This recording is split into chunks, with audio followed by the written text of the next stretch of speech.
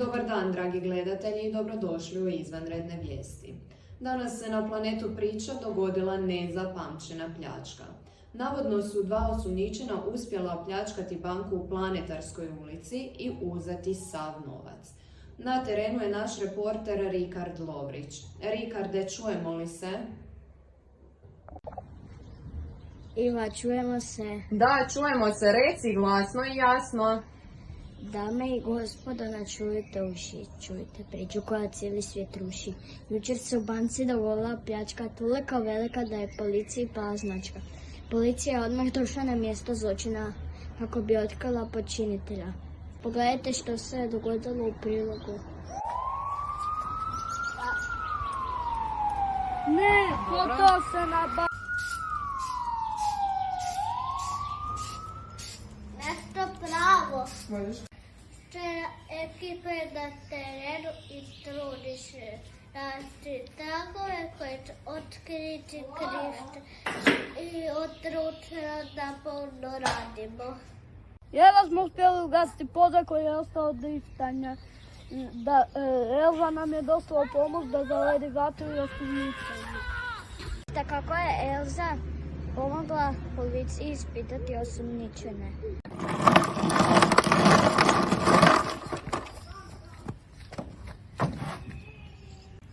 Gle, Marija, zavedi se!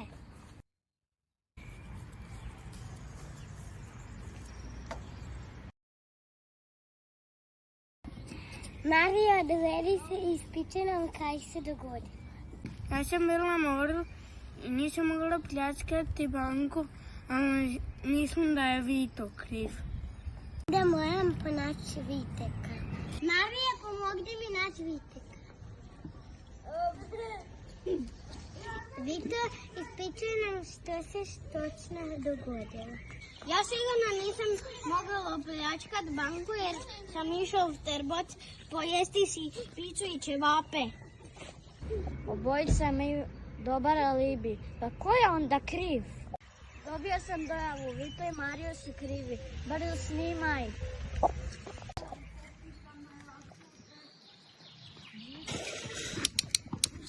Kaj nikamo idemo? Ovo.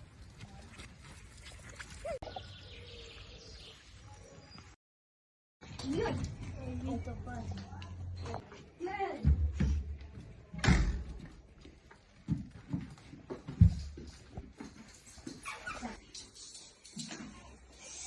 Mi može početi.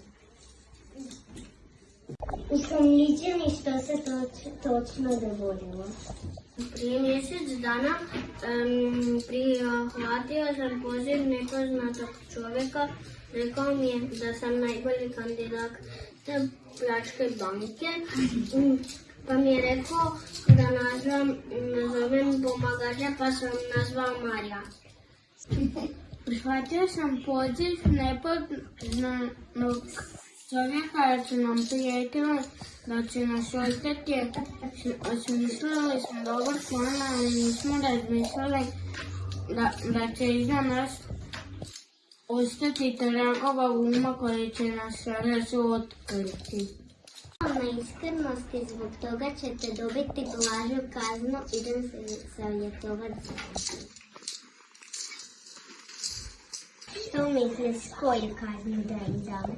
Trebali bi dobiti 2 godine zatvora, a ovako će dobiti 5. Neosudnici! Osuđujem vas na 5 godina zatvora.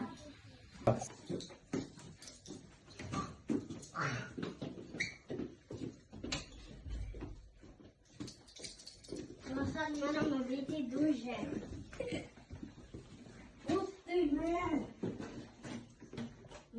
Dragi gledatelji, suđenje je završilo. Vito i Mario osuđeni su na 5 godina zatvora. Sada se vraćamo u studio gdje nas čeka Iva. Halo Iva, čujemo se. Čujemo se, Rikard, čujemo se. Hvala puno na ovom iscrpnom javljanju uživo. Evo, dragi gledatelji, vidjeli ste kako je završila pljačka u Planetarskoj ulici. Vidimo se u večernjim vijestima u 19 sati, a do onda ugodan ostatak dana.